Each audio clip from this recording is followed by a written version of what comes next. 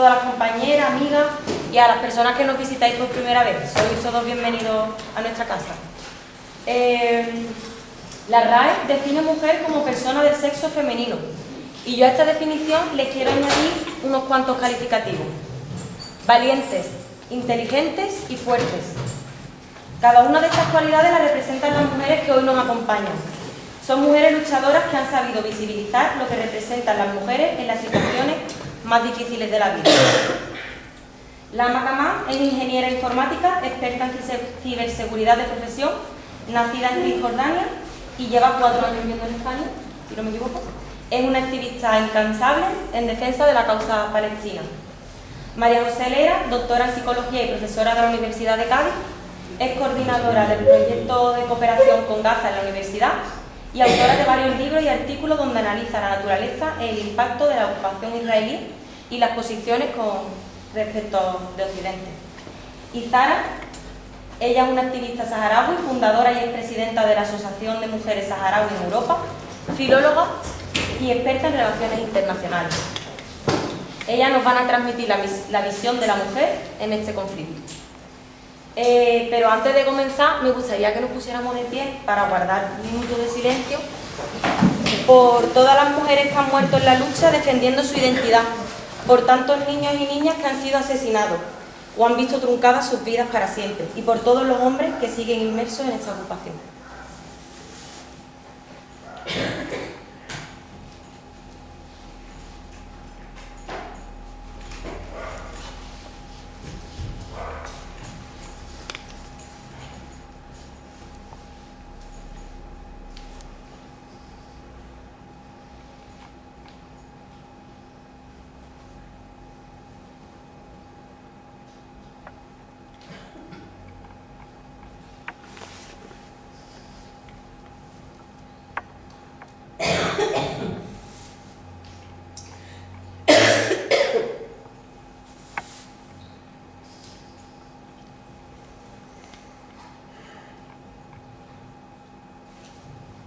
Bueno,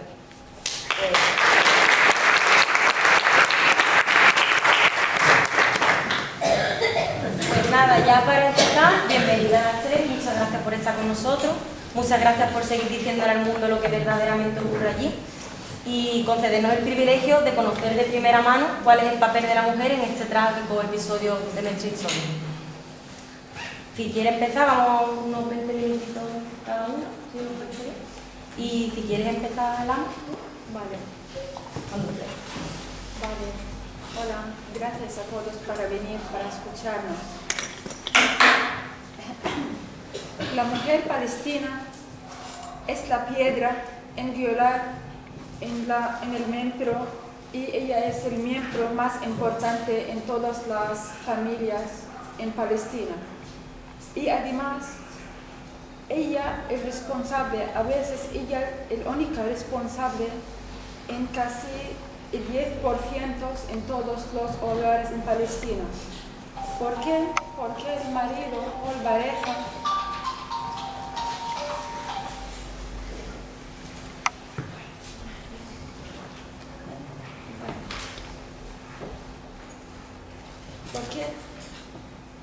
que su pareja y a menudo está ausente debido a la ocupación israelí, ya sea como mártir o prisionero o exiliado o con discapacidad del ejército israelí. Por eso ella tiene que coger todos los responsables de la familia, porque la otra parte, la pareja, no puede.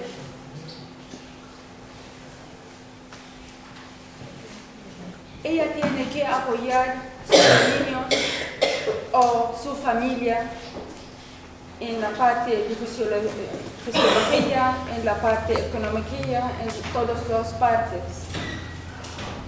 Las mujeres palestinas han desempeñado un papel crucial en los movimientos de liberación nacional y la lucha política.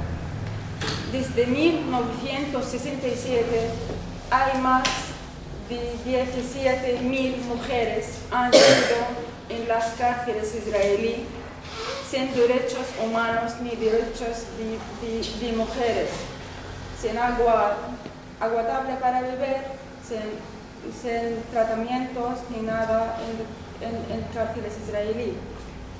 Yo quiero ahora enseñar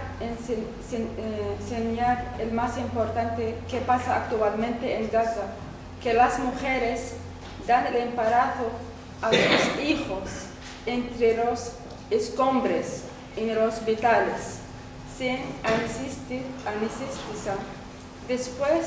Ellos, después de salir del hospital, no van a casas o no van a un normal hogar. Ellos van al campamento de refugiados sin tener los mínimos básicos de derechos humanos y además para poder ayudar el nuevo bebé que está en la familia. Y así yo quiero preguntar en general por qué el derechos de mujeres que nosotros siempre estamos hablando, derechos de mujeres aquí en Europa o derechos de mujeres en Estados Unidos, ¿por qué no existe a las mujeres en Palestina, por ejemplo? Las mujeres palestinas sufren desde 1948 hasta ahora y todo el mundo está callado y nadie está mirando. Cuando estaban Hamas coger rehenes, estaban mujeres de estos rehenes, todo el mundo estaba hablando de estas mujeres, pero nadie estaba hablando de las 2000 mujeres que estaban en las cárceles israelíes desde 2000 o desde la Intifada. Yo quiero también decir que la mujer palestina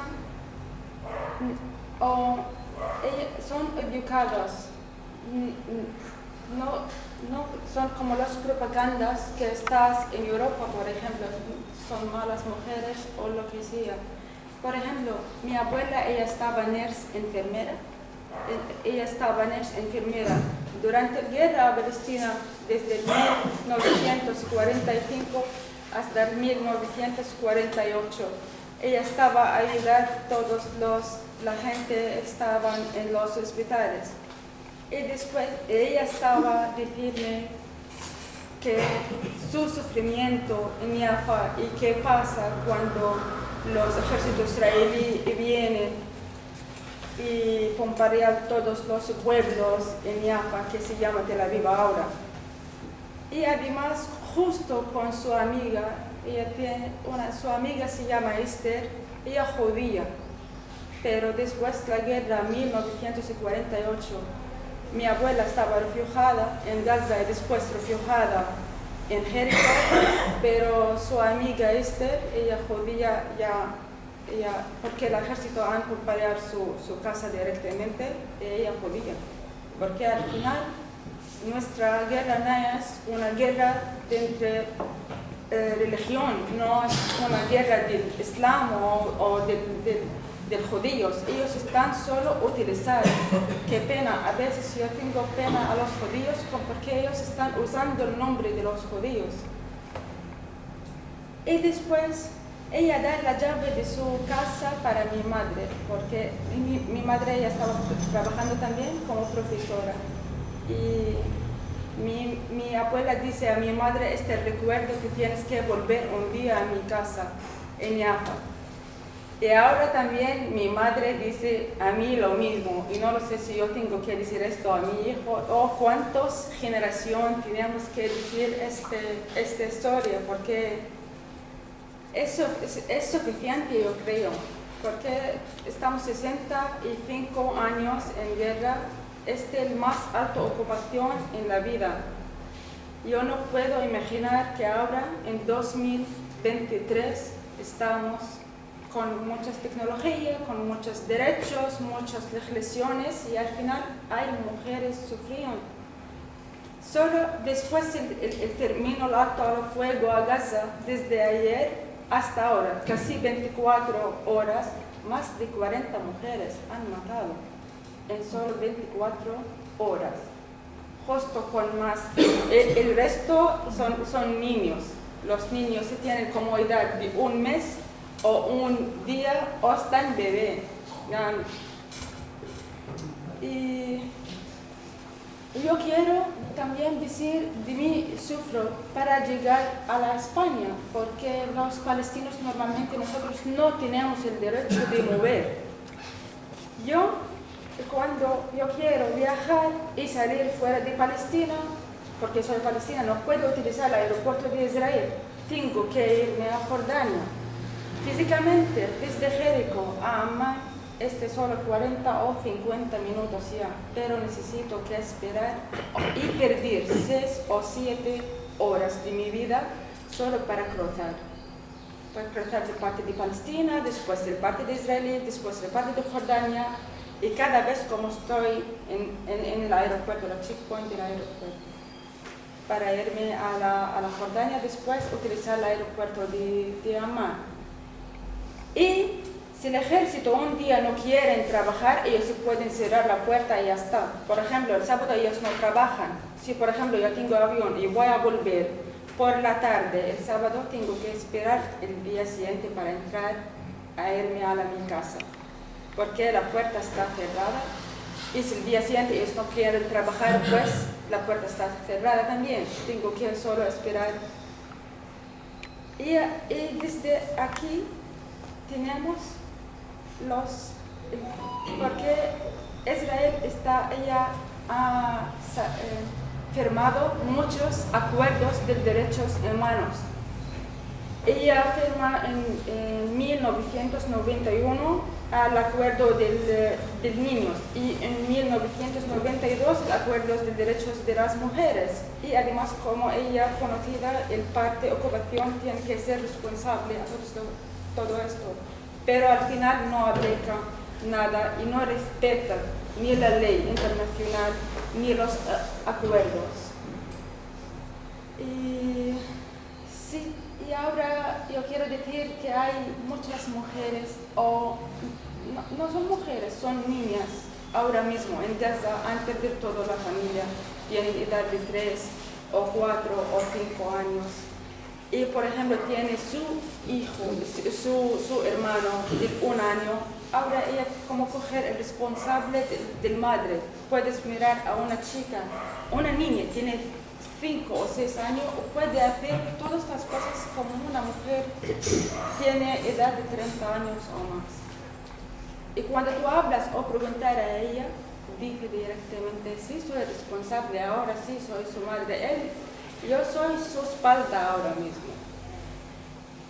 Y sí, eso todo en general. No lo sé si yo tengo que irme más en cosas especiales o alguien quiere preguntar o hacer como... Tengo una rondita de preguntas. Si quiere un aplauso. Muchas gracias.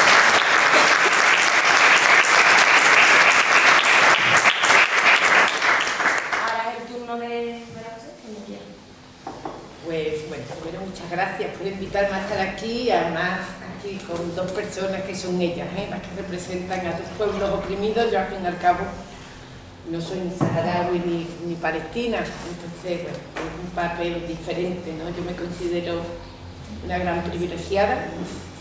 Yo soy psicóloga, doctora en psicología, profesora de la Universidad de Sevilla, que te equivocaste, que ojalá fuera de Cádiz, pero no soy de Cádiz. He dicho de Cádiz. Soy de la de Cádiz. Ojalá. Soy de la Universidad de Sevilla y no sé cómo enfocarlo en el papel de la mujer, pero si queréis, ¿verdad?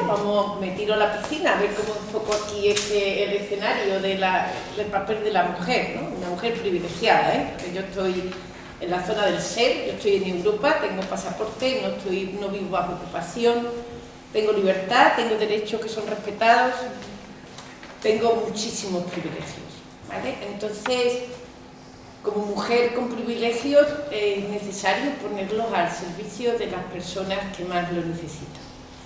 Y eso es lo que yo he hecho con Palestina. He empezado un poquito con el Sáhara, pero como empecé el año pasado, pues no me ha dado tiempo de hacer mucho más, pero sí con Palestina. Entonces, bueno, el papel de la mujer de entrada, yo soy psicóloga. Si os fijáis, el porcentaje de psicólogas es muchísimo mayor que el de psicólogos, mucho, un 80% de la facultad. Pues yo trabajo muchísimo en educación. Si nos vamos a educación, también fijamos que el porcentaje de mujeres, ¿verdad?, es muchísimo más alto que el de hombres, ¿no? Eso ya nos está diciendo algo, ¿vale? Que tenemos un patriarcado y tenemos pocas mujeres ingenieras como ella, pero también significa que por nuestra propia naturaleza quizás nuestro desarrollo emocional nos hace ser un poquito más empáticas, nos cuesta menos trabajo ser más empáticas, y eso hace también que seleccionemos esas carreras. Cuando le pregunto, una vez llevé a un grupito de niñas y niños gitanos a la facultad y los llevamos clases, ¿no? Y le preguntaban a mis estudiantes: oye, ¿tú por qué estudiaste psicología, no? A mis chicas, porque la mayor parte de mis estudiantes son chicas. Y decían: porque yo siempre quería ayudar a los demás. Entonces yo creo que eso también, ¿no? Soy mujer y yo creo que precisamente por ser mujer tengo esta mayor implicación hasta la carrera que he elegido. Entonces yo fui a Palestina en el año 2004, me invitaron a ir a Ramallah a unas conferencias sobre educación. Y cuando yo vi lo que era la ocupación, porque yo escuchaba ocupación, pero yo no sabía lo que era eso, hasta que fui allí. Cuando fui allí y vi lo que era la ocupación, dije hay que hacer todo lo posible por denunciar esto.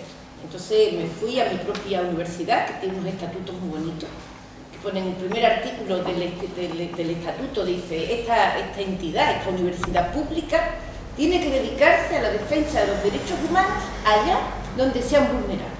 Y dije yo: míralo, aquí estoy yo en Palestina, aquí no hay un derecho, pues mi universidad se tiene que volcar. Y monté el proyecto Sevilla-Palestina. Proyecto que me he dedicado durante más de 10 años a firmar convenios con todas las instituciones palestinas. Yo firmo convenios con todas las universidades palestinas, con ONGs.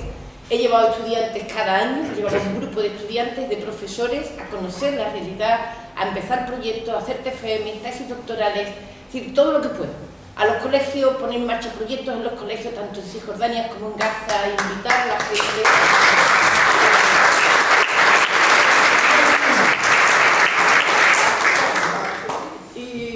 Y eso he hecho, hasta que Israel me dijo: usted aquí no entra nunca más.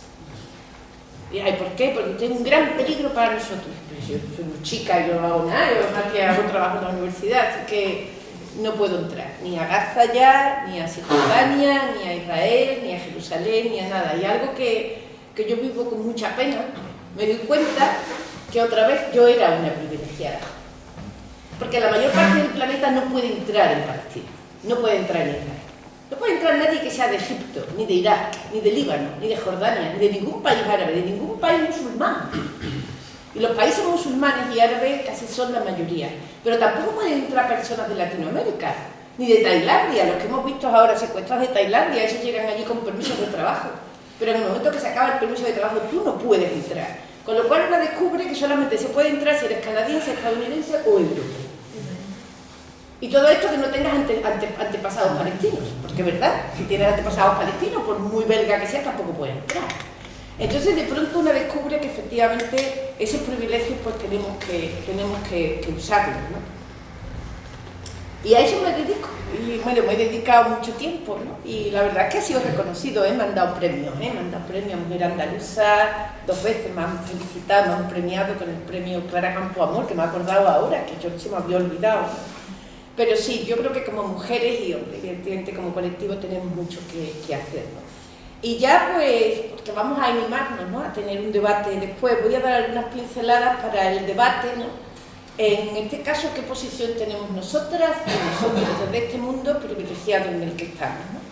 Entonces ahí cuento un poquito, ¿vale?, el abordaje que yo tengo de este tema, que fue cuando llegué eso en octubre del 2004, que además me recibió Yasser Arafat, lo conocí, la verdad fue una experiencia maravillosa, ¿no? Estuve con muchos maestros también de Canadá, fue delegaciones de Sudáfrica, aprendí tanto.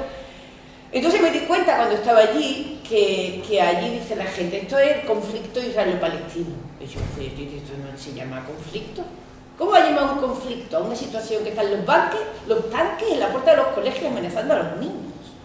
Las mujeres parturientas, sin poder pasar porque en un checkpoint el soldado ha decidido terminar una partida de ajedrez, impidiendo las ambulancias que pasen, quitándote el pasaporte, quitándote porque los palestinos tienen todo de identidad, un carnecito, ¿no? Y te lo quita y dices: ¿dónde está? Señor, si se lo has quitado. O sea, juegan con ellos, los maltratan psicológica, físicamente, a todos los niveles posibles. no tienes libertad para nada, ni siquiera para comprar pan. Por eso digo, la ocupación es tan grave. Yo le dije, pero esto no puede ser un conflicto, porque yo una de las poquitas cosas que sé es de bullying escolar, ¿no? Entonces, para el bullying escolar, para que el bullying sea bullying y no sea conflicto, tiene que darse un desequilibrio entre las partes. Hay desequilibrio entre Israel y Palestina. Se tiene que perdurar, se tiene que mantener mucho tiempo esta violencia. ¿Cuánto tiempo llevamos? 75, 80, casi 100 años ya, ¿vale? Después de la declaración Balfour, 102 años. Y además con intencionalidad, es decir, que la víctima no es cualquiera, la víctima es un pueblo que ha sido debilitado, se ha sido mermado y por eso se le ataca, porque no se puede defender, porque no tiene con qué defenderse, salvo con piedras. Entonces eso no se llama conflicto. Entonces yo dije, esto no se llama conflicto, se llama bullying. Como nadie me entendía, porque la gente decía, pero bullying, eso no se entiende. Pues se llama opresión, vamos a ponerle opresión. Entonces ya pasamos del conflicto a la opresión, pero ahí seguía yo rondándome ahí, pero ¿por qué le dicen conflicto, no? Entonces, bueno, a la opresión, nos quedamos entonces en la opresión o bullying. Entonces la otra cuestión que nos tenemos que plantear es cómo se para el bullying, cómo se para una opresión. Y la opresión no se para hablando con el agresor, decirle, mira, no le pegues más, porque el agresor cuando te vaya va a seguir pegando. Tampoco se quita diciendo a la víctima no venga, porque la buscará y el día que la encuentre le pegará también. Entonces, ¿cómo se resuelve el bullying? El bullying solamente se resuelve desde dentro, que es un triángulo que está compuesto por un vértice con el agresor, con todos sus ayudantes, la víctima que está sola, en la parte de abajo estarían los espectadores o observadores y en el centro yo coloco a los defensores. El bullying solamente se acaba con los defensores. Cuando los defensores hacen tres cosas, que son las que hay que hacer. Por una parte, ayudar a la víctima, porque la víctima necesita ayuda, necesita dignidad y ayuda real. Por otro lado, decir a los espectadores que esto es un problema de todos. Que cuando lo estamos viendo, también nosotros estamos sufriendo, pero también estamos permitiendo que ocurra. Y por el otro lado, hay que decirle al agresor que ya está bien. No, stop la agresión. Entonces son los tres vertientes. Y así se rompe el bullying. Y esta sería como la manera de empezar a disminuir esta opresión de Palestina. Esa fue mi primera parte, que me he dedicado muchos años a ello. Pero después seguí y escribí un capitulito que os lo recomiendo porque lo he estado releyendo y la verdad que está muy interesante. Se llama, lo escribí en el 2012, se llama Prácticas sociales genocidas. El caso de los moriscos y el caso de los palestinos. Vale, está aquí, lo podéis buscar en internet, ponéis prácticas sociales genocidas, moriscos y palestinos, lo vais a encontrar en PDF. Y aquí ya dije, no es opresión, es genocidio. Entonces, en este artículo lo que se analiza es genocidio o no lo es. Y claro que lo es. Prácticas sociales genocidas. Las prácticas sociales genocidas se llaman así porque hay una serie de fases.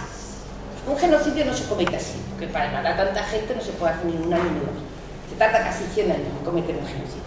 Y tiene una serie de fases, voy a leerla. La primera fase es la construcción de la otredad negativa. El otro al que hay que matar no solamente es peor, sino malo, como habías dicho antes, ¿verdad? Son malos, solamente se resaltan lo malo del otro, ¿no? Lo ponen como sucios, no son sucios, con falta de educación. El pueblo más educado de todo Oriente Próximo, has visto ahora, por ejemplo, ¿no?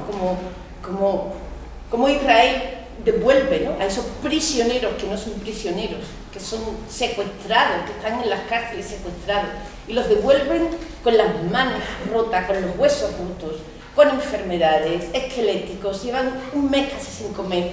Mira cómo los devuelve. Y ahora cuando jamás, ¿no?, el terrorista devuelve a los secuestrados, ¿verdad?, los devuelve hasta bien de piel, porque es que hasta los pone a tomar el sol, no vaya a ser que se pongan pálidos. O sea, debajo del bombardeo que tienen, los alimentan, los cuidan, le dan agua y le dan de todo, ¿no? Pero a pesar de esto, nos siguen vendiendo una otredad negativa. Es decir, van preparando a los espectadores para que odien a la víctima y la víctima pueda ser efectivamente exterminada, que es el futuro, que es lo que les espera, ¿no? La siguiente es el hostigamiento. El hostigamiento tanto legal como físico. O sea, una vez que ya eres el otro negativo y peor, ahora creo todo un sistema legal para demostrar que además no tienes derechos. Me invento el término, ¿verdad?, detención administrativa, que significa secuestro. Se inventan todo un aparato legal y físico y militar que los hostiga y los lleva a un debilitamiento que sería a un debilitamiento total. Entonces tenemos la otredad, el hostigamiento físico, el aislamiento, que son las migraciones que estamos viendo.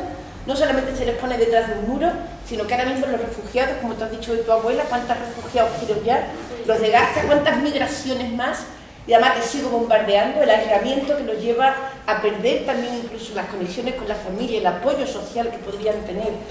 En fin, ¿qué más digo? A ver si me acuerdo de la otra. Después ya vendría el exterminio, porque es que es lo que ya estamos, y ya estamos ahí bien. O sea, esto lo escribí en el 2012. Y tú dices, pero es que han pasado 11 años y esto está aquí ya, el exterminio. Y por último, fijaros, la realización simbólica, que significa poner una narrativa para olvidar que esto ha pasado, incluso negar que ha pasado. Por ejemplo, ¿qué pasó con la Nakba? La Nakba prohíbe decir la palabra Nakba. Los pueblos que destruyeron encima unos bosquecitos fantásticos, que los europeos pagaban los arbolitos, desde economía verde, ¿no? Es decir, no solamente comete un genocidio, sino que lo oculto y pone una narrativa diferente. Y ya para terminar, entonces ya hemos pasado de conflicto, no era conflicto, era opresión, tampoco ya ni siquiera opresión, son prácticas sociales genocidas.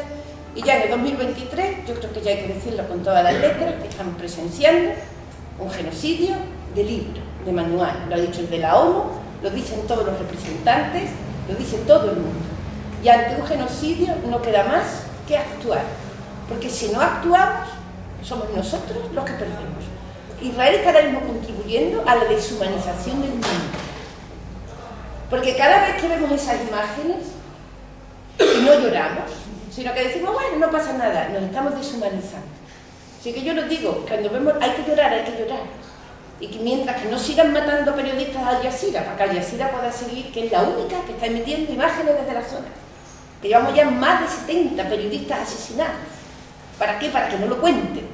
Porque en este de la opresión, en esto del genocidio, lo único que quieren los agresores es que nadie intervenga, que los espectadores no lo sepan, que los espectadores no se levanten. Y a cualquier defensor que se emerja, lo matan. Sea la prensa, sea cualquier país que se ha levantado para defender a Palestina, lo matan. Pero como decíamos, nosotros estamos en una posición de privilegio. Estamos en Europa, tenemos derechos, a nosotros nos pueden acusar, nos pueden hasta meter en la cárcel, pero eso no es nada comparado con los de ellos. Así que no me queda otra cosa que decir, tenemos que salir a la calle, tenemos que seguir insistiendo para parar estos genocidios.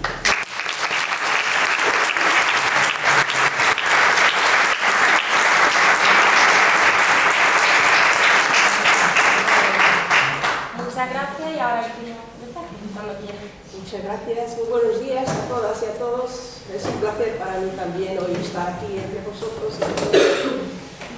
Y la verdad que después de las palabras de María José, la verdad que lo ha descrito, pero de nosotras, la que lo sufrimos en nuestra propia carne, lo ha descrito ella como si fuera nosotras, como una palestina o una saharaui, verdaderamente, porque la conclusión es que quieren silenciar esta injusticia que llevamos sufriendo el pueblo palestino más de 70, 80 años y el pueblo saharaui llevamos 47 años sufriendo la ocupación. La ocupación, desgraciadamente, después de la tristemente célebre Marcha Verde, que fue la ocupación e invasión por la fuerza de las armas. Y sabéis que los saharauis éramos la provincia 53 del Estado español. Por eso los históricos lazos que existen entre los pueblos de España y el pueblo saharaui, porque hemos convivido casi 100 años juntos. De allí que esta, la que les habla, que tiene más de 60 años, sus primeras letras que aprendió fueron el castellano. Y por eso muchos de los saharauis, cuando estamos en España, nos sentimos como en nuestra segunda patria. Y sabemos también diferenciar entre lo que hace el gobierno español y los pueblos de España. Porque los pueblos de España son muy solidarios con la causa del pueblo saharaui. Porque se sienten también avergonzados y muy dolidos de lo que hizo el gobierno español de entonces y ahora también, a pesar de la democracia, porque no descolonizó la patria de los saharauis como reclamaban las resoluciones internacionales.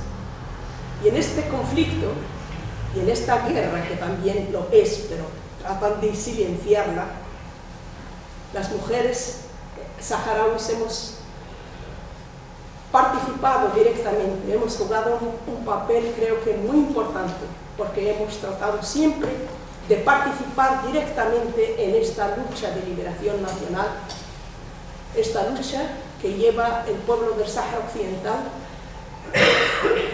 luchando contra un invasor como es el Reino de Marruecos, que ocupó nuestra patria por la fuerza de las armas. A pesar de que Naciones Unidas así lo cataloga hasta hoy, que es un problema de descolonización y que mientras el pueblo saharaui no ejerza su legítimo derecho a la autodeterminación y a la independencia, Naciones Unidas lo tiene como un problema de descolonización y España es la principal administradora de ese territorio, mientras que el pueblo saharaui no ejerza su derecho a la libre autodeterminación. Y así lo dice la resolución internacional, pero desgraciadamente las resoluciones internacionales hacen caso omiso, porque Israel y el Reino de Marruecos son lo mismo, por sus prácticas opresivas, prácticas sanguinarias. Por supuesto que el conflicto de Palestina, sobre todo después de lo del 7 de octubre y de estos bombardeos criminales diariamente con la población palestina, ha aparecido más en la prensa internacional, pero en el Sáhara Occidental también sigue sufriendo un pueblo pequeño, pacífico, un pueblo que lo único que añora es vivir en su patria libre y soberana como cualquier pueblo. Y en esta causa, por supuesto, las mujeres creo que hemos sido un ejemplo para muchos pueblos, ya que las mujeres saharauis pertenecemos a esta comunidad que es la comunidad islámica, la comunidad árabe, y hemos podido aquí en Europa demostrar y luchar contra estos estereotipos occidentales de que las mujeres musulmanas, las mujeres árabes, no tienen los mismos derechos y libertades como los hombres. En la sociedad saharaui, al menos, yo me siento muy orgullosa de pertenecer a esta sociedad saharaui, porque a pesar de la edad que tengo, más de 60 años, nunca he oído que un hombre saharaui haya asesinado a una mujer saharaui, a su pareja. Y desgraciadamente aquí en España, ayer llegaban 54 mujeres asesinadas en manos de su pareja. Verdaderamente es un dolor y una vergüenza en pleno siglo XXI que todavía existan estas violaciones de derechos humanos. Porque el asesinato diario de mujeres son violaciones de derechos humanos. En el Sáhara Occidental, las parejas o los matrimonios no los asesinan sus parejas, sino que son encarcelados arbitrariamente por la ocupación marroquí. Las mujeres saharauis no tienen libertad en las zonas ocupadas. Y no os he hablado de que a raíz de esta invasión, menos de la mitad de la población saharaui ha tenido que huir de sus casas y vivir en campamentos de refugiados, donde la vecina Argelia nos acogió en la frontera con el Sáhara Occidental y donde más de 200.000 refugiados saharauis todavía hoy, después de 47 años, siguen sobreviviendo en esos campamentos de refugiados saharauis y en donde la mujer saharaui juega un papel muy importante, ejemplar, porque es la que ha podido luchar contra el analfabetismo, luchar por las igualdades, luchar para que esos niños y niñas puedan ir a las escuelas a pesar de las condiciones tan duras, porque en los campamentos de refugiados saharauis no hay luz eléctrica, no hay agua potable, pero a pesar de la dureza, el pueblo saharaui sigue resistiendo y sigue luchando por sus legítimos derechos a la libertad y a la independencia. Creo que las mujeres saharauis, como las palestinas, hemos luchado codo con codo con los hombres por que se respeten nuestros legítimos derechos a la libertad y a la independencia. Y en este sentido, las mujeres saharauis hemos tratado de que la voz del pueblo saharaui se oiga a través de sus mujeres, participando participando en muchos eventos internacionales. La que les habla, he sido la responsable de Relaciones Exteriores de la Unión Nacional de Mujeres Saharauis durante más de 15 años, de la Unión Nacional de Mujeres Saharauis, que es la organización femenina del Frente Polisario. El Frente Polisario, como sabéis, es el movimiento de liberación nacional que representa, que engloba tanto mentalidades de derecha como izquierda, pero el único fin es la liberación del Sáhara Occidental, y en la que ha podido unir a todo el pueblo saharaui por un mismo objetivo, que es la independencia, que es la libertad de este pacífico pueblo. Por eso creo, como bien ha dicho María José, que lo más importante es que esos regímenes que tratan de silenciar estas legítimas luchas, como la lucha del pueblo palestino por su libertad y a su poder vivir en libertad en su patria, que ha sido usurpada por Israel, y el pueblo saharaui, cuya también patria ha sido ocupada y usurpada por la fuerza por el ejército agresor marroquí, y quieren silenciar nuestra lucha. Lo único que pedimos es que ese silencio lo podamos romper con actos como esto, para que pueda la prensa. Desgraciadamente la prensa no se hace mucho eco, porque también, como sabéis, el cuarto poder está clarísimo. La prensa internacional no se hace eco de estas injusticias. Por eso nosotros tenemos que unirnos y salir a las calles y unir nuestras voces para seguir luchando por un mundo más justo, más solidario y más unido contra estas agresiones que quieren perpetrar muchos países contra pueblos pacíficos como el pueblo palestino y el pueblo saharaui. Muchas gracias.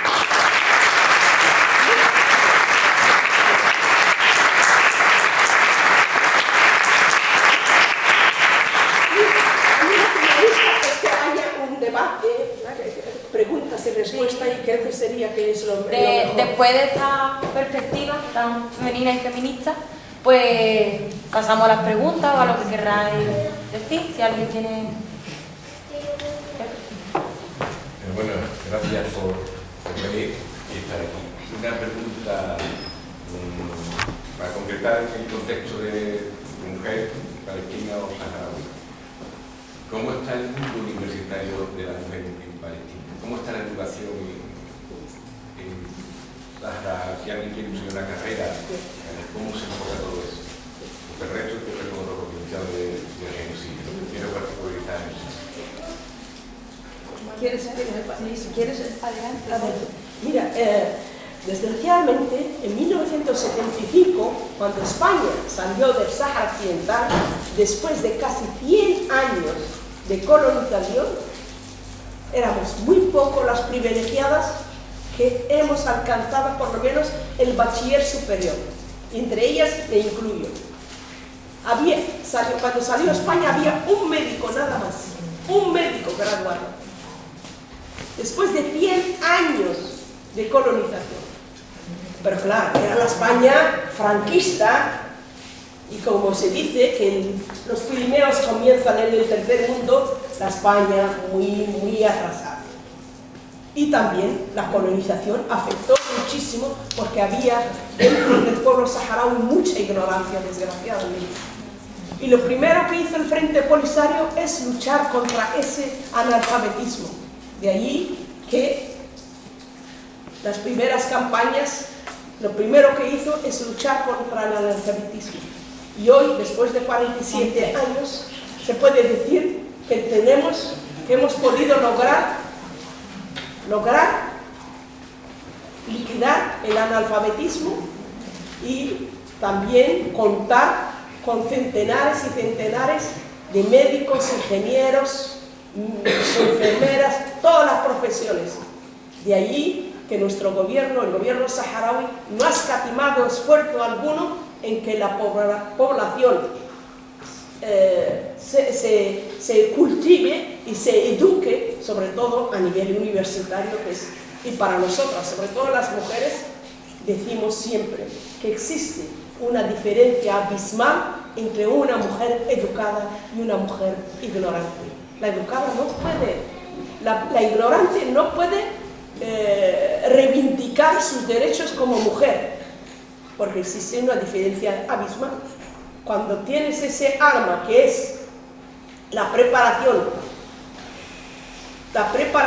y la educación, tienes un arma para defender tus derechos como ciudadana, no solamente como mujer, sino como ciudadana. Por eso es importantísimo la educación, es primordial, es vital. De allí que lo de la educación para nosotros ha sido fundamental. Por supuesto que los saharauis nos gustaría que haya mucho más posibilidades de beca, porque desgraciadamente los saharauis, todas nuestras riquezas naturales están saqueadas por el invasor, por el ocupante. El gobierno saharaui no tiene medios, mientras que no esté la economía en sus manos. Por eso necesitamos que gobiernos solidarios nos den becas para que se formen más mujeres y hombres en las distintas profesiones, sobre todo universitarias. De allí que lo primero que reivindicamos es que más profesionales se preparen y más becas para los universitarios saharauis. Por eso que es importantísimo para nosotros la educación. Si quieres responder, Lama. Sí. Yo quiero decir, las mujeres palestinas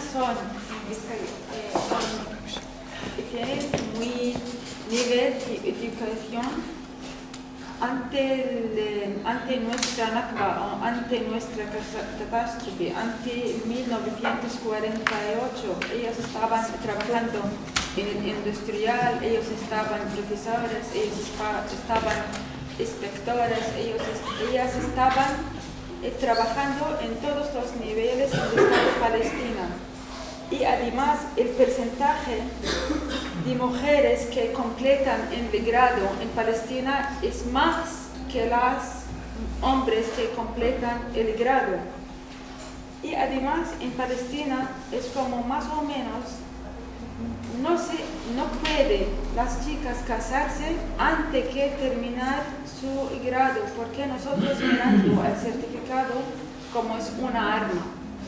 Cada mujer tiene que tener su certificado. Por ejemplo, yo aprendí el hebreo de mi abuela, porque mi abuela ella estaba educada, ella estaba a hablar dos idiomas, el árabe más que el hebreo. Por eso yo no irme a una colegio para aprender hebreo. Yo aprendí de mi abuela. Y además, por ejemplo, en el máster yo era la única chica en mi máster de ciberseguridad. Fuimos 21 alumnos, yo soy la única alumna con 20 chicos. Y también en mi trabajo anterior, en el grupo de la ciberseguridad, fuimos 15 personas, 14 son ingenieros y yo la única ingeniera.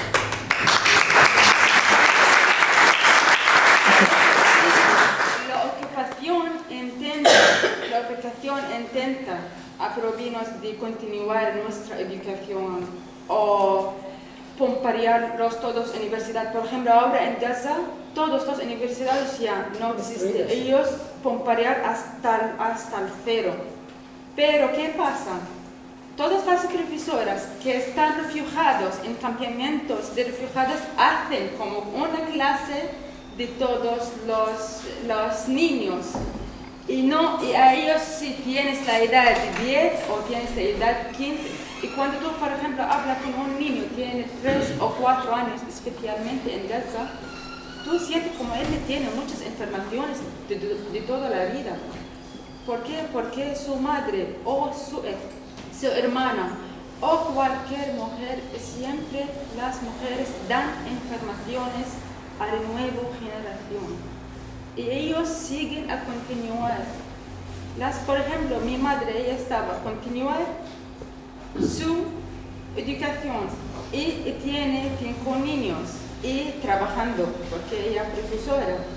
Y tiene muchas responsabilidades y además con la ocupación y todos los prohibidos por ejemplo, A veces ella tarda mucho porque el ejército entra a la ciudad y nosotros no podemos mover a la casa. Ella está súper preocupada de cómo puedo coger mis niños desde el cole. Yo estoy trabajando, el ejército está en el medio de la ciudad. Después ella tiene que darnos, como nosotros niños, la información suficiente que debemos hacer en este caso. Por ejemplo, yo cuando era pequeña, 6 o 7 años, ya tenía todas las informaciones que tengo que hacer. Si por ejemplo tenemos un terremoto o si tenemos ahora muchos ejércitos fuera de la escuela, o como por ejemplo hacer las cosas básicas. Si alguien, ¿cómo se llama el first aid? De primeros auxilios. Sí, Primeros auxilios. Sí, para cualquier persona si necesito, con la edad 7 hasta 10 años, nosotros sabemos todas estas informaciones. Pues no, y además si puedes ver en el Google el porcentaje de las mujeres especial en Palestina y de todo el mundo, vas a mirar, está súper alto en las mujeres palestinas, porque nosotros miramos a la educación, la ciencia, es más importante.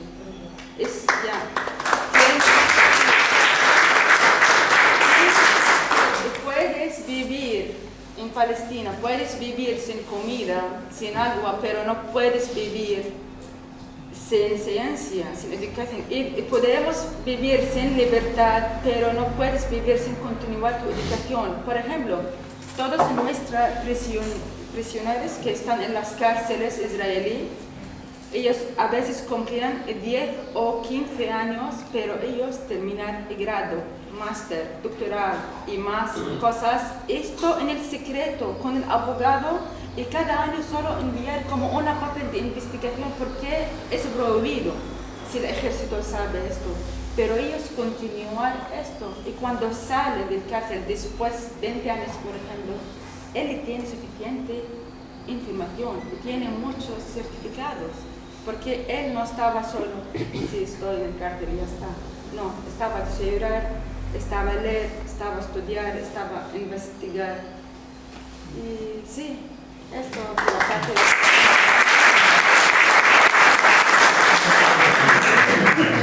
La ignorancia mata a los pueblos. Por ahí, Totalmente. una pregunta. Bueno, ante todo, gracias por estar aquí y por lo que nos estáis contando. A mí me gustaría saber, porque los conflictos, o no conflictos, ¿no? Las historias de violencia que sufren muchos pueblos, siempre tenemos voces masculinas que nos las cuentan. Y me gustaría, Dama, que también nos participarais, y lo mismo Zara, de hasta qué punto las mujeres en esos territorios ocupados, y no ahora con cómo están las cosas, sino durante la vida, durante en los territorios ocupados, son objetivos también concretos, las mujeres, en este caso palestinas, objetivos del propio ejército israelí. Vale, si yo entiendo bien. ¿Cuál es la pregunta? Solo la última parte. Yo tampoco lo entendí. Sí, ¿hasta qué punto las mujeres? Sí, claro que sí. Sí, muchas gracias para este pregunta. مساعدة في الجيش الاحتلال الإسرائيلي. Porque yo quiero decir algo, normalmente el ejército israelí utiliza las mujeres, especialmente los abuelos, las abuelas que tienen 80 o 65 años. Por ejemplo, si su sobrino o su hijo activista palestino, ellos normalmente cogen a esta mujer, ponerla en el cárcel solo porque este chico normalmente no duerme en su casa o no está en su hogar.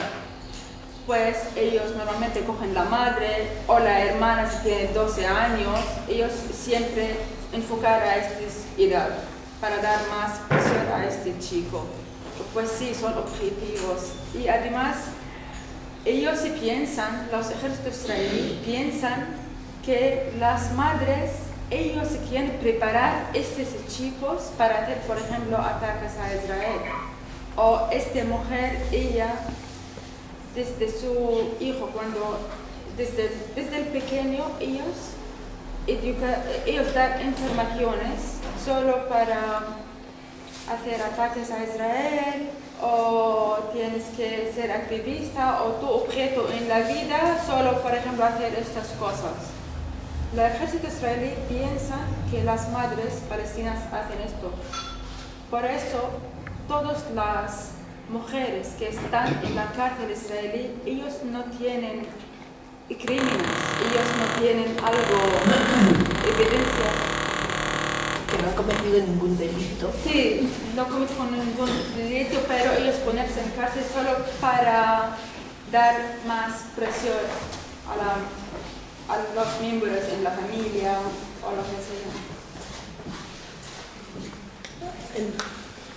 En el conflicto del Sáhara también, las mujeres saharauis hemos sido también un arma arrojadiza, sobre todo para que ese enemigo, que es el ocupante marroquí, pueda destruir esa familia, encarcelando mujeres y para destruir toda esa familia.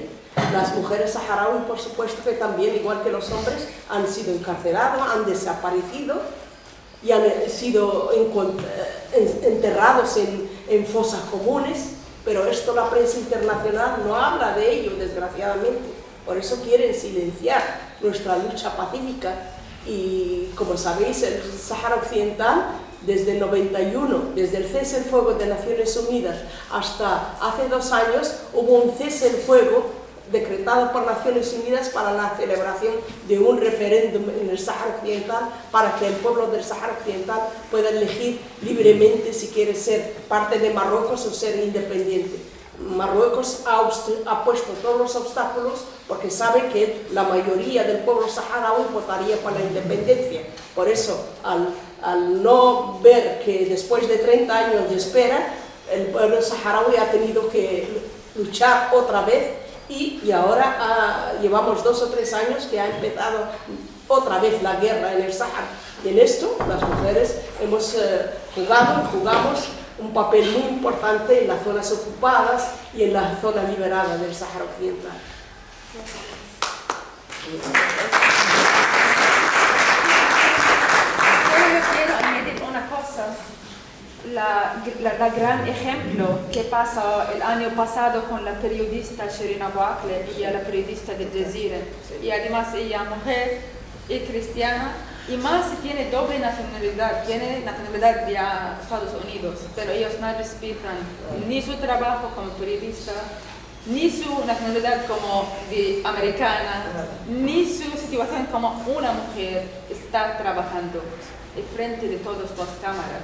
Sí, las mujeres, ellas quieren silenciar todo el mundo, especialmente las mujeres. Sí, gracias. ¿Quién va? ¿No quería preguntar algo? Venga, primero que pregunte ella ya. Sí, hola. Soy Nada, yo soy danesa. Y quería, en verdad, añadir un punto importante sobre la centralidad del conflicto palestino. Yo creo que hemos hablado de genocidio, es fundamental no olvidar el genocidio del pueblo saharaui, pero quería añadir un punto sobre la centralidad del conflicto palestino, en el sentido que ahora mismo vemos cómo están con planes para vaciar la franja de Gaza. Entonces no es solo el problema palestino ahora que estamos viendo, es el problema de todo el Oriente Próximo. Nosotros en Líbano hemos tenido 15 años de guerra, yo soy refugiada de guerra, de hecho, de la guerra de Líbano, y el problema que hemos tenido en Líbano tenía raíz en la expulsión brutal y masiva de los palestinos de su tierra. Entonces, este plan de vaciar completamente un país de sus habitantes y de colocarlos en otros sitios es generador de un conflicto a nivel mundial. Nadie puede escapar a este conflicto. O sea, nosotros estamos en primera línea, Egipto, Líbano, Siria, Jordania, pero esto tiene una vocación, si no se actúa, a extenderse a nivel mundial hasta en Occidente con todo lo que se fomenta de la islamofobia. Porque aquí estamos preparando, como has dicho perfectamente bien, estamos preparando las mentes a una guerra total contra el musulmán. Que evidentemente nosotros sabemos que los árabes no son todos musulmanes, yo soy cristiana, pero lo que se está preparando es este odio hacia el musulmán, la islamofobia, que los saharaui con su lucha feminista también es muy importante su papel contra esta islamofobia, porque ahora por la centralidad del conflicto palestino viene la ola de islamofobia. Y yo creo que aquí es el papel de la mujer que es fundamental, porque la islamofobia se funda sobre, entre comillas, vamos a proteger a la mujer, lo que es una cosa completamente loca. Te voy a bombardear para protegerte, ¿no? Es esquizofrénico, completamente. Entonces, yo creo que nosotras, mujeres árabes, también tenemos esta función, ¿no? de mostrar que somos independientes, educadas, etcétera, y de dar visibilidad a esto me parece muy importante. Y ahí está.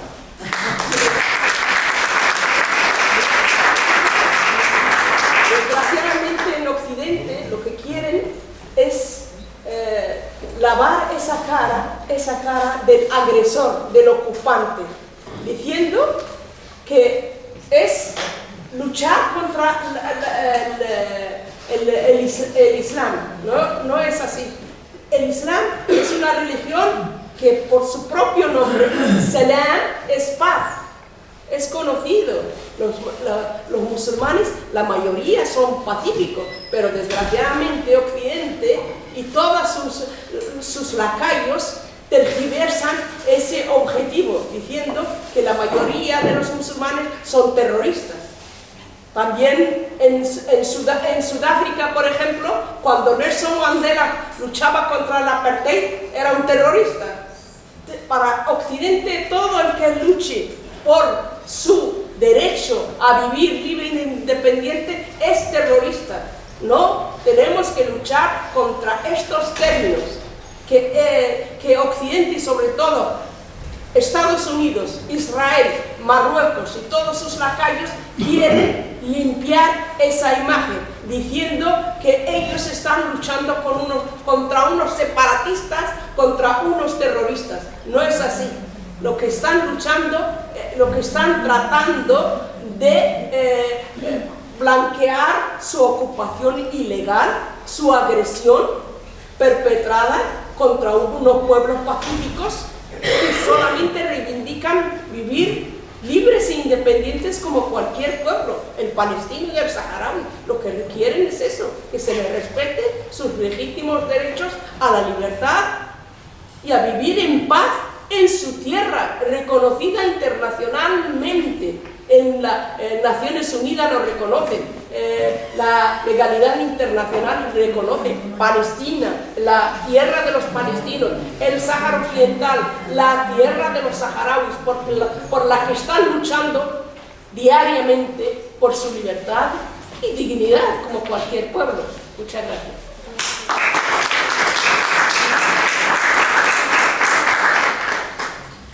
Voy a hablar yo.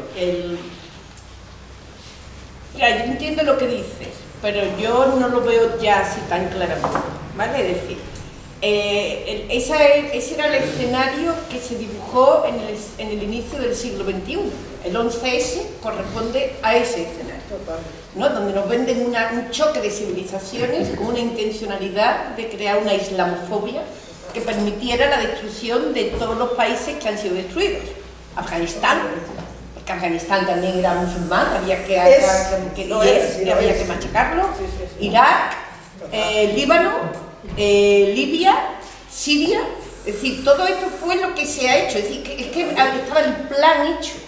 Y efectivamente hemos odiado, pero sí que se ha producido la islamofobia. Pero yo creo que ya no el discurso ya no funciona. Han empezado a hacerlo, de hecho empezaron a asimilar el 7 de octubre con el 11S. Ese fue el discurso occidental de Estados Unidos. Este es nuestro 11S, eso decía Netanyahu. Decía, tenemos un 11S multiplicado, porque claro, en aquel caso fueron 3.000 personas de 200 millones, nosotros han sido 1.000 personas de 7 millones, con lo cual ahora, si tú tuviste el derecho de bombardear no sé cuántos países, evidentemente yo tengo derecho ahora a esto, ¿no? Empiezan a decir que se sienten los judíos, se sienten amenazados en Europa, pero no le ha funcionado. Fijaros que lo único que han sido 3 chicos de Estados Unidos que le han disparado por tener una cuchilla porque eran árabes o musulmanes quizás, ¿no? Es decir, el discurso se le ha vuelto al revés, a pesar de que lo están intentando con todas sus ganas, especialmente desde Europa, porque Europa ha comprado también ha comprado este discurso, pero no está funcionando. O sea, han juntado la islamofobia con el antisemitismo, están prohibiendo las manifestaciones, lo sabéis, están prohibiendo un montón de cosas, y la gente está saliendo a la calle diciendo, me da igual que me detengan. No sé si habéis visto a todos los que están deteniendo con la V de la victoria y sonriendo. Si me detienen, soy un privilegiado, al final saldré a la calle, pero no me vas a atemorizar. Entonces yo creo que hay que ponerlo en la centralidad, pero también hay que deconstruir la narrativa de que no les está funcionando. Le funcionó hace 20 años, pero ya no le funciona. No le funciona porque efectivamente el miedo ahora lo tiene el musulmán. El que es atacado es el musulmán, no al revés, ¿no? Y ojalá, vamos, esa es mi mirada, que espero tener razón, porque creo que se está cayendo, porque ya, verá, han podido ocultar la ocupación durante mucho tiempo, porque es verdad que aquí se habla de ocupación, pero nosotros desde aquí no nos enteramos hasta que lo vivimos. Pero ahora vemos un genocidio con todas las letras. Entonces, lo que está pasando ahora ya han roto todas las líneas rojas. Entonces, pase lo que pase, yo no sé ya cuántos más van a matar, yo creo que vamos ya por más de 20.000 con los que están en los escombros. Ese fue el número máximo que se hizo en la guerra contra el Líbano, murieron 20.000, y fue cuando llegaron a 20.000 cuando dijeron paramos ya, no sé aquí cuándo van a parar. Pero la situación es de un genocidio tal que lo que se espera ya es que en algún momento se active el Tribunal Penal Internacional, porque de alguna manera se va a activar. Sudáfrica ya ha presentado su condena y más países van a seguir. Porque cuando antes hablaba yo de los roles de la opresión, el mapa que yo tenía en mi cabeza, o sea que aquí no hemos podido proyectarlo, es en el planeta, que somos 193 países ahora mismo, ¿cuántos países apoyan a Israel, por así decirlo? ¿Cuántos países consideran a Hamas un grupo terrorista y con lo cual islamofobia y todo lo que hay detrás? Pues voy a decir quiénes son: Estados Unidos, Canadá, Europa, Reino Unido está ahí, que no está dentro o fuera, no con el Brexit, Egipto, curioso, y Japón y Australia. Ya está, ya está. No son ni mayoría de países, ni mayoría de personas, ni mayoría de nada. Entonces también tenemos que empezar a decir que basta ya que nos digan que eso es la comunidad internacional. Eso no es la comunidad internacional. Es una banda de gamberros y de agresores que se están cargando el planeta. Entonces yo creo que, ojalá yo lo vea, yo creo que lo vamos a ver. De hecho, llegará un momento que la legislación tendrá que actuar de alguna manera. Y al contrario, yo espero que Estados Unidos sea juzgado por complicidad en el genocidio, porque es el que pone las bombas, y Europa también. Y hasta cierto punto ahora, yo creo que les está entrando hasta miedo, porque la ley se puede volver contra ellos, porque es que están cometiendo toda la legislación internacional está siendo incumplida. No acceso al agua ni a las medicinas, bombardeos masivos de mujeres, de niños, no pueden refugiarse en ningún sitio. Entonces, bueno, ellos lo que quieren es la islamofobia, pero yo creo que no les va a salir, que no les está saliendo. Es un genocidio total. Perdón, quizás el problema sea que Estados Unidos tiene o se arroga el derecho de llamarse comunidad internacional solo porque tiene derecho a veto en la ONU. Exactamente. Y quizás sea ese el problema, quizás sea que hace 2 días se ha muerto Henry Kissinger, premio Nobel de la Paz y el mayor arquitecto del mundo global que tenemos hoy día. Quizás sea que los 3 conflictos más grandes que tenemos en los últimos años o que más nos atañen estén todos rodeando a Europa y todos sean financiados por Estados Unidos uno en Medio Oriente, otro en Ucrania y exactamente en la zona del norte de África.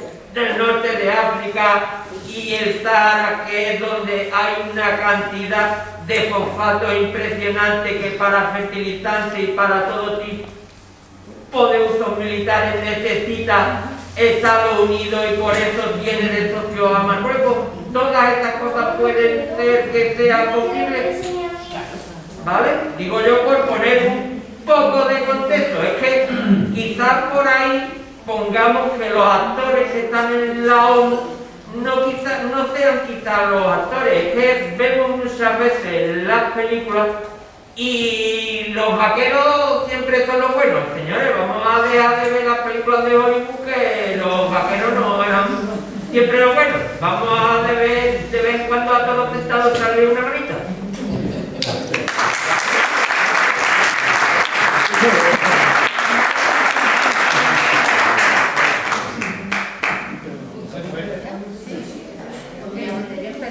Un momentito que ella va... Yo quiero añadir algo de la islamofobia. Por ejemplo, yo soy el ejemplo. Por ejemplo, yo soy musulmana, ¿vale? Musulmana practicante, ¿vale? Pero ¿qué pasa si, por ejemplo, yo mañana yo quiero poner el hijab o yo quiero poner el niqab? Soy lo mismo, soy la ingeniera, soy lo mismo, pero yo quiero poner esto a mi cuerpo. Ellos aquí de islamofobia, ¿cómo tenemos estándar? Si la mujer, no lo sé por qué ellos están utilizando a la mujer pone más ropa, no, ya, voy a tener miedo de ella, que casi es terrorista. Si ella quita más ropa, está bien. Pero ¿por qué? Porque ellos quieren. Por ejemplo, si tú estás pensando, si la mujer pone más ropa, está mala, yo de mi opinión tengo que pensar si la mujer quita más ropa, está mala. Ese es el doble estándar de utilizar las cosas. Además de la islamofobia, yo no quiero la gente que entra al Islam. Yo quiero la gente que leer, tener más educación del Islam, pero de resources bien, no son de las cosas de la gente que tiene cosas así, ellos solo dicen cosas malas del Islam. Podemos ver las cosas del Islam en las caras de rehenes israelíes. Nunca hay rehén dice, oh, voy a echarte de menos, adiós. Eso no existe en todo el mundo.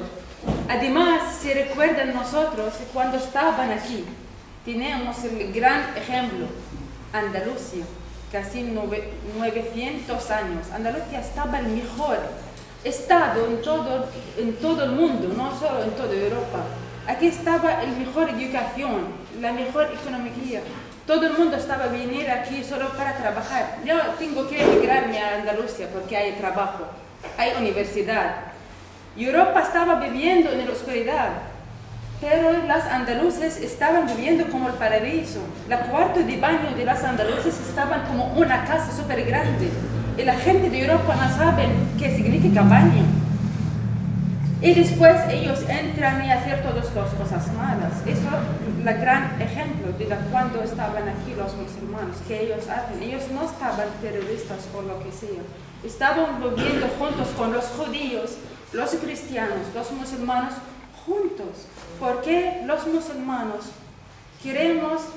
nosotros queremos el de cristiano, queremos en los judíos. Y nosotros, por ejemplo, los judíos son los primos. Y ahora mismo, antes que viene Israel, estaban viviendo lo mismo, los cristianos, judíos, musulmanes, ateos, todo el mundo estaba viviendo igual, todo tiene lo mismo derecho, todo tiene lo mismo nivel en el Estado. Ahora mismo, por ejemplo, en Israel, lo único Estado en todo el mundo tiene nivel de población.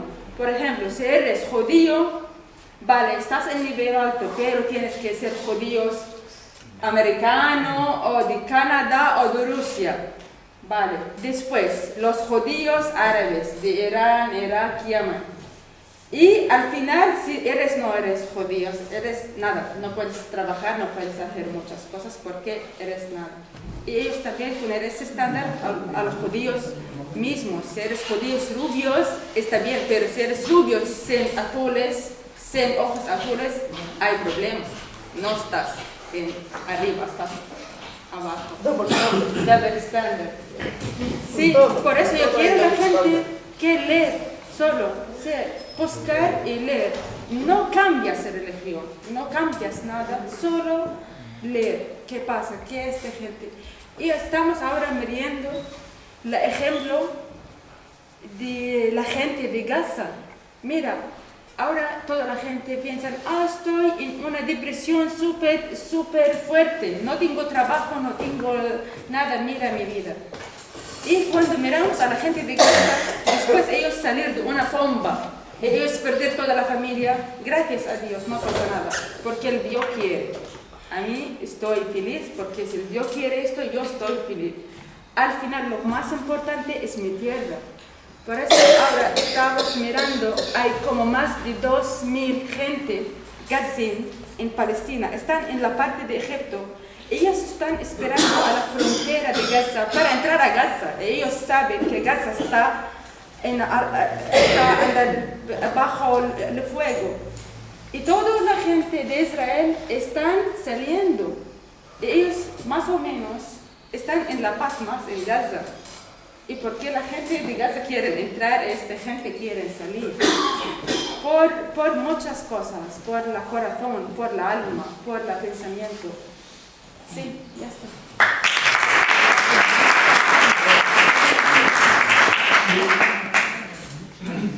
Yo quería que, claro, más o menos conocemos el problema que viene desde hace 70 años y yo pienso que alguna vez tendrían que darle una solución al problema, en este caso palestino, ¿no?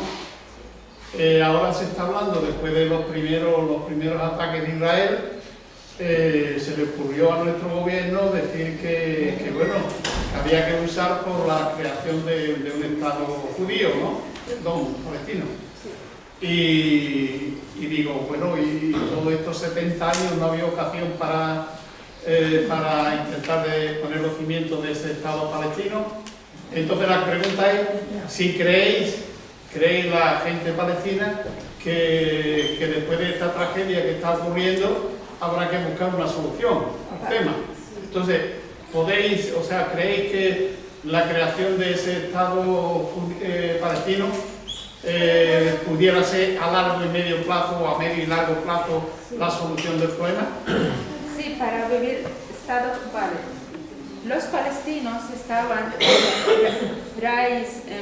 adelantar en mano a los judíos para hacer paz desde 1991, desde el acuerdo aquí estaba en Madrid y después el acuerdo de Oslo estaba en 1993. Es el acuerdo de la paz que nosotros vivimos y nosotros fuimos dejar muchos derechos solo para aceptar todas condiciones de Israel. Pero ¿qué pasa? Ellos no siguen a su acuerdo, no nosotros. Nosotros dejamos más de 68% de nuestra tierra. Solo para al final, vale, pues coge tú estos y yo vivir aquí y ya está. Pero al final ellos no quieren ningún palestino allí. Los árabes en general, Egipto, Jordania y la mayoría de los países, ellos han hecho acuerdos, la paz con Israel. Y los palestinos, mi gobierno, el gobierno palestino también ha hecho esto, pero Israel no respeta, no sigue a los leyes. Por eso ahora no es el problema de Palestina, ni el problema de Gaza, ni el problema de Hamas. Es el problema de Israel a volver a todos los acuerdos y respetarla, porque está firmada, existe. Gracias. Quería añadir una cosa, ya que estoy aquí en Podemos. Vamos a ver, que quiero añadir una cosa, ¿vale? Que a mí me gusta este tema, ¿no? El tema de los dos estados, yo nunca he estado de acuerdo, siempre he estado en contra. Entre otras cosas porque cuando yo fui a Palestina la primera vez, yo estuve trabajando con una delegación de Sudáfrica que era el secretario de Nelson Mandela. Entonces los surafricanos siempre han tenido muy claro que lo de los dos estados no podría ser. Como nadie pensó en dividir a Sudáfrica en dos, sino que se tiene que crear un único estado donde todos los pueblos vivan en igualdad de derechos.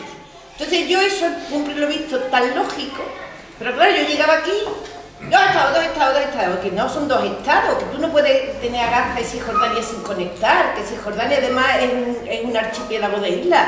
¿Y qué pasa con los árabes del 48? O sea, los palestinos que viven en Israel, que son, ¿cuántos son ya? 2 millones me parece. ¿Y qué pasa además con los refugiados que tienen derecho a volver a su casa? Que el 80% de la franja de Gaza son refugiados. Entonces tú misma, quieren ir a Jaffa, ¿por qué no pueden ir a Jaffa? Entonces mis amigas de Cisjordania siempre me decían, no piense tanto, tú tienes que aceptarlo. Yo decía, pues yo no lo acepto, porque pensáis libre. Entonces el otro día vi por fin un programa en el canal Red, por eso me alegro que estoy aquí, y entonces ya por fin estuvo hablando un chico que representaba la solución de un único estado a nivel internacional y cómo por fin se está escuchando. Entonces, ¿ves? Otra historia, tenemos también que crear otra narrativa. Los dos estados, o no. Y después vamos a preguntar a los palestinos, porque esto de los dos estados tampoco se le preguntaba a los palestinos. Fue ya ser Arafat, pobre, presionado, y los palestinos se los metieron aquí y no todos se los metieron aquí, ¿no? Entonces, hasta jamás se le ha forzado a reconocer la solución de los dos estados, ¿eh? Jamás lo ha tenido que reconocer porque se le ha forzado a hacerlo. Entonces yo creo que también, otra vez, en esta situación de privilegio al ser europeos, tenemos que ponernos a pensar y empezar a decir más cosas. De hecho, había uno que defendía esto y otro defendía la situación de estados confederados. Es decir, vamos a crear un abanico más amplio, aunque ahora mismo lo urgente para mí es parar el genocidio, ¿no? Y ya hablaremos de lo que pasa después. Pero que será los dos estados o no lo será, como bien dice ella, si es que Israel nunca lo ha respetado. En cambio, la creación de un único estado resuelve muchas cosas. Por ejemplo, el derecho a los refugiados. Y por fin tener un estado que no sea solo para judíos, sino que sea para todo el que pueda y quiera vivir allí, ¿no? Yo he pensado, una señorita más, yo estoy también de lo que he pensado cuando he pensado del tema, que los dos estados no tiene salida. No tiene salida porque serían dos estados enfrentados a muerte, y sobre todo una potencia como es Israel, ante un estado que empiezan a hacer que se lo van a cargar antes que nazca. Por tanto, sería la integración del pueblo árabe o del pueblo palestino dentro de lo que son las fronteras de la llamada Palestina de siempre, ¿no? O sea, crear un estado, ser capaces de que convivan los israelíes con los palestinos, y que sería la única manera, porque la otra manera es crear un estado para hundir a los dos. Por tanto, no tenemos estados, sino tenemos personas que conviven, que sería más fácil que convivan las personas a que convivan los estados con estructuras y con defensa y con ejército y con todo eso. ¿Va primero Manuel? Yo quisiera analizar un par de cosas, ¿no? Una de ellas, el conflicto religioso. Realmente, conflicto religioso no lo estoy viendo, aunque se nos quiera inculcar esa idea de que Hamás es una organización terrorista. En cambio, el Estado de Israel, como máximo, se está llegando a decir que lo que comete son crímenes de guerra. Y ahí veo yo un poco de manipulación. Nosotros estamos muy sensibilizados con el tema del terrorismo, lo hemos padecido en este país durante muchísimos años y muchos actos que son terroristas. Podemos decir también que Hamás quizás hizo un planteamiento terrorista de terror, porque es la aplicación del terror sobre la población civil, pero en cambio no somos capaces de decir que el Estado de Israel es un Estado terrorista, porque indudablemente está ejerciendo el terror hacia los ciudadanos, está desplazando continuamente. Por lo tanto, no veo yo aquí tanto un Estado,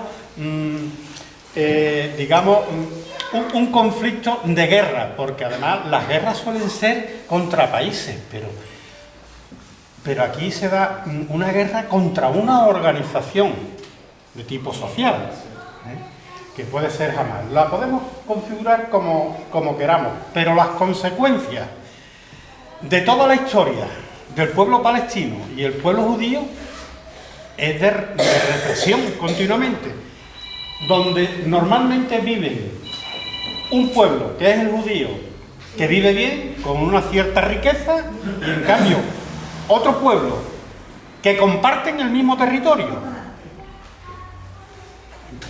el otro está condenado a la miseria. Por tanto, ahí se está ejerciendo el terror hacia los ciudadanos. El conflicto de los dos estados es difícil, quizás Israel no lo va a consentir nunca, porque creo que los palestinos le ganan por goleada si hacen unas elecciones democráticas. Se está hablando de que Israel es un país democrático. Y creo que la democracia, porque cuando tú no dejas participar a una serie de personas que conviven en ese mismo territorio, por lo tanto no es un país democrático, porque si van a unas elecciones posiblemente las perdería. Entonces el conflicto de los dos estados está muy complicado, creo que es complicadísimo, y el hacer también un estado único, eso creo que es una buena idea, pero eso va a llevar años y años. Creo que habría que analizar muy bien cuál es la situación real del conflicto y los intereses geopolíticos que hay en la zona. Porque tengo entendido que hay también unos intereses económicos muy comprometidos con el tema del gas que está en Gaza, en las aguas de Gaza, que claro, eso sería un buen sistema económico para el pueblo gazatí. Entonces, quizás pueda entender el por qué se está desplazando a la gente. Es geopolítica clara y dura. Quitar a la gente de un ciertos territorios, porque parece ser que en esa zona, precisamente, es donde está el gas. Entonces,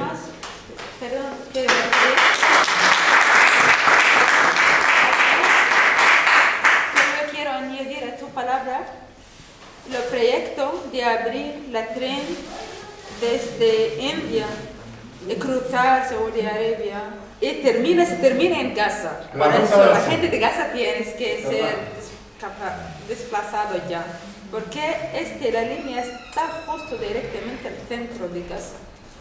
Eso va a hacer muchas cosas, beneficios económicamente a Europa, a Israel, a todos los amigos de Israel. Bueno, vamos a ir acabando, ¿vale? Quedan dos preguntitas. Bueno, yo creo que las mujeres en los conflictos siempre hemos tenido que hacer un papel importante. En la Guerra Civil Española sabemos que era el que mantenía pintado a los hombres que estaban en el monte, la casa, el campo, todo hacíamos las mujeres, pero luego otra vez nos echaron para atrás, como siempre, pagamos. En todos los conflictos bélicos la mujer es el pilar, porque si no estamos ahí, todo se derrumba. Incluso en la vida normal cotidiana, si la mujer no está, se derrumba el entorno. Lo que hablo de la política, yo creo que para mí es que va más allá. Es pura duro dinero. El capitalismo lo absorbe todo y las vidas humanas no importa una mierda. Y si encima somos los blancos, ya somos los peor. Porque en el conflicto de Sudáfrica, ¿qué pasó? Los blancos querían los dos. ¿Por qué? Porque temían que los negros, después de tantos años de represión y de terrorismo, que también lo iban a eliminar a ellos una vez que tienen el poder, y le dieron una lección enorme al demostrar, no, coño, vamos a solucionar esto. ¿Y cómo? Seguimos para adelante como pueblo, juntos. Siguen habiendo diferencias porque eso requiere muchos años, y creo que el problema es el dinero, porque ayer mismo estaba yo escuchando en la tele sobre el conflicto y es que España le exporta mucho a Israel, entonces no le interesa estar en conflicto. Y si hablamos de los países, es verdad que son una minoría, pero son quienes manejan el dinero. Estados Unidos, ¿quién son los más ricos de los Estados Unidos? Los judíos, que viven allí, que son quienes manejan los diamantes, el oro, los grandes bancos.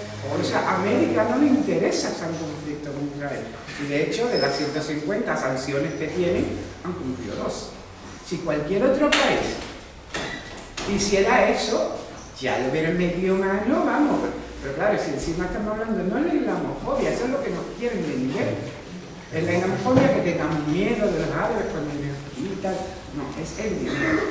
Y los árabes, como los africanos, que siempre les hemos robado todo, porque los blancos siempre no hemos creído con el derecho de ir a un sitio, civilizarlos, entre comillas, y quitar lo que tienen, claro, no nos interesa.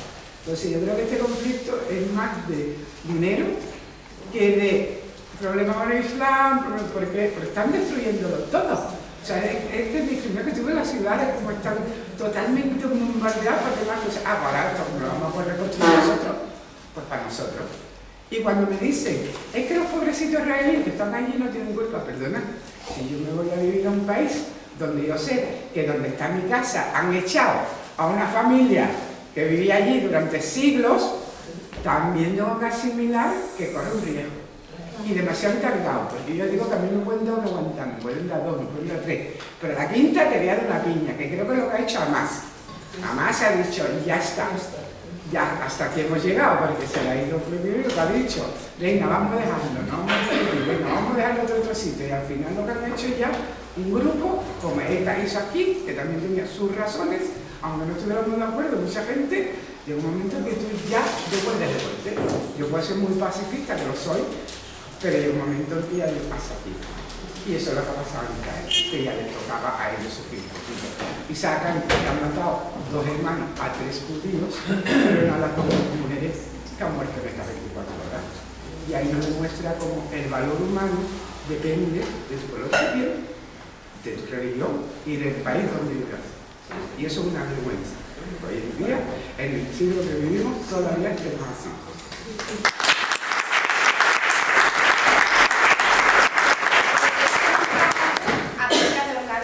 De lo que han dicho prácticamente las tres, pero sobre todo María José, y en relación a lo que ha dicho antes este caballero. Yo tengo que decir que el tema de Palestina y todo eso, de lo que es Oriente y la inmigración y demás, me toca un poquito mi corazón, sobre todo después de que las prácticas de un grado superior que hice, las hice en la asociación Darwin, que mayoritariamente está dedicada a las personas inmigrantes. Y yo quería hacer un apunte sobre todo lo que ha dicho María José sobre el bullying. Si nos fijamos y si nos paramos a analizar un poquito en el ámbito ya no escolar, no, porque el bullying realmente se enfoca desde el punto de vista escolar, pero realmente si nos fijamos, este conflicto es un bullying a lo que es todo el pueblo, es a todo, absolutamente a todo. Que nos centramos en las mujeres, que es a lo que antes te estoy dedicando esta charla. Sí, pero es que el bullying está extendido a todas las religiones y es que no miran por ningún lado, no miran si esas personas tienen hijos, no miran incluso, tal como ha dicho, creo que fuiste tú, María José, si es un feto, o sea, si una mujer muere ella y el niño, es que no. Entonces es un poco el hilo de eso, que es un bullying generalizado y que incluso están siendo detenidos en Palestina y en Gaza por el simple hecho de reivindicar lo que es suyo, de sus propios derechos. Y corregidme si me equivoco porque voy a hablar un poco de la ignorancia, ¿vale? En una parte de Oriente, a las mujeres se les prohíbe algo tan sumamente básico y que da libertad o llamarlo como queráis, como ir a un partido de fútbol, como conducir un coche o simplemente ir a la acera de enfrente a comprar el pan ella sola sin su marido y sin un referente masculino. Es que es así, eso, el apunte es una conclusión personal a la que yo he llegado de eso. Pero ya tenemos que ir pasando. Aquí te prohibía a una mujer tener una cartilla si no la compraba el marido.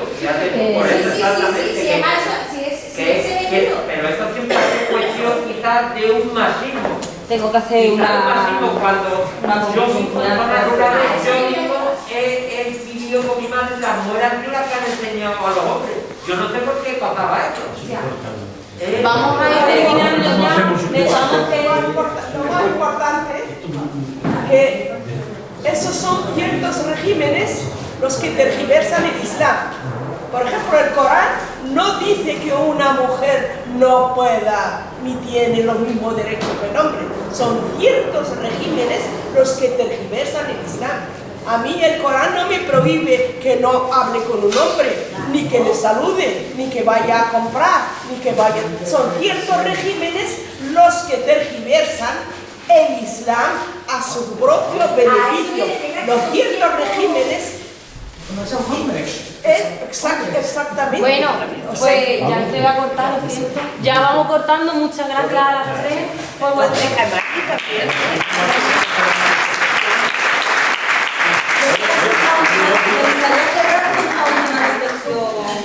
María. Una pregunta, María. Solo para informar, porque Chile con Palestina y Andalucía con Palestina, yo creo que al final toda España va a unirse el día 10 de diciembre a las 12 horas en Arenal para la manifestación de derechos humanos, pero por Palestina, es día, y pido a todos difundirlo porque las redes sociales están censurados a 12 mensajes, se quitan mensajes. 10 de diciembre, Día Internacional de la Declaración de Derechos. Por favor, lo que pueda con WhatsApp, con Facebook. ¿A qué hora? A las 12. Todo España. ¿Sabes qué es el Día Internacional?